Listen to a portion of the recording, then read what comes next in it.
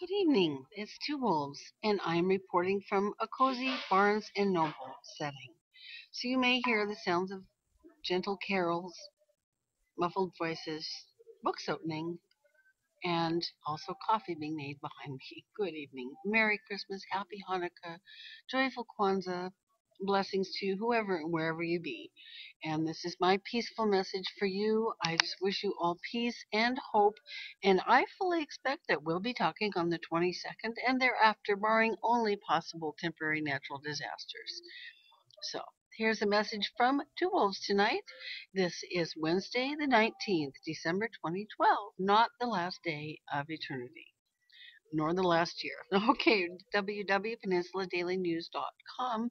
I've been wanting only to focus on my own ground, my own shift, which would be the Washington, B.C. coast and Idaho at this time, trying to stay away from anything otherwise that's not uplifting. And this was on my watch. Peninsula Daily News. This is today's paper by Peninsula Daily News. News sources. Not Arwen Rice necessarily, news sources. And the picture here is this dock part of the Japanese fishing port in Misawa that was destroyed by the March 2011 tsunami. Another huge dock washed up on the Oregon coast in June, but you'll see that this stretch of the Washington coast, I think this is looking out of a Coast Guard helicopter probably. It is. There we go, U.S. Coast Guard. There's the door. Looking at the coast of Washington near La Push, very rugged, birdless area, and we'll see why you won't be going in to view this large object.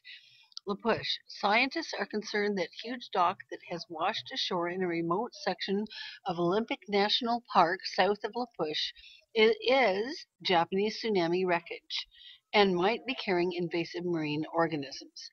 Federal, state, and tribal agencies, remember this will be the Quileute, are mounting a coordinated mission to reach the site on ground to evaluate the massive dock for any potential invasive aquatic species that may have hitched while it was drifting in the ocean and to develop a response, according to the State Department of Ecology statement.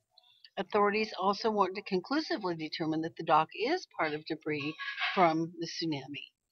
It was spotted on the beach between La Push and the mouth of the Hoh River, so this is south of La Push, by a Coast Guard helicopter crew Tuesday. Now, we've had lots of objects floating in, and you'll see why this is a little bit different. The National Park Service has closed the wilderness area between Hoh Head and Toliak Point to all public entry. That's interesting, isn't it? The government seemed to want people to see the other debris, the other tsunami debris, the dock in Oregon. So I suspect, let's just see, they're expecting to find more on this debris than invasive species. Because that's odd. They've closed it to all public entry. Going on, rangers are concerned about the safety of people encountering the large heavy dock in the ocean surf. Well, it's not really exactly in the ocean surf. For a start, remember in Twilight when the pack jumped off the cliffs of La Push?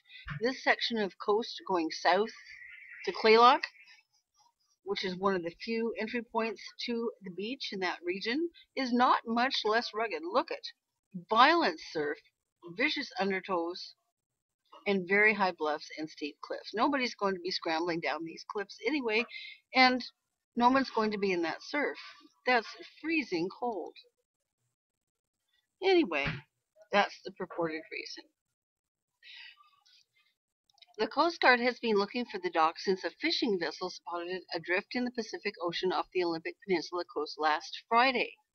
But we've had these rough storms off the coast, a legacy of Draco, weirdly named, and nobody really could even get near the coast. A lot of these breakers would have been clear up here for a few days. The Coast Guard was out in challenging conditions looking for a needle in a haystack, and they found it, Governor Chris Grouvois said in a statement.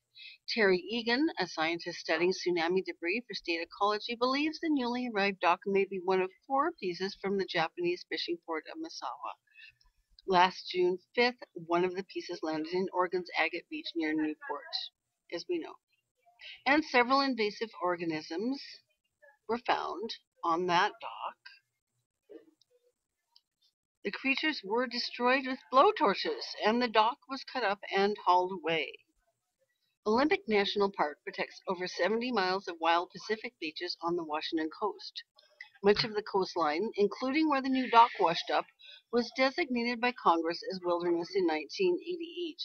And it's all native res, lots of reservations, and importantly protected native fishing rights and forest in this region.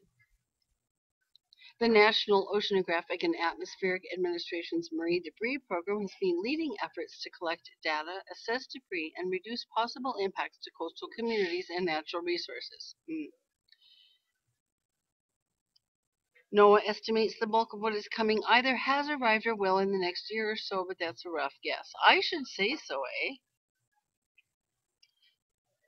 Of these reports, 17 have been confirmed as definite tsunami debris, including a 20-foot boat, pieces of which were recovered earlier this month in Hawaii, and don't forget the blown-up ghost ship.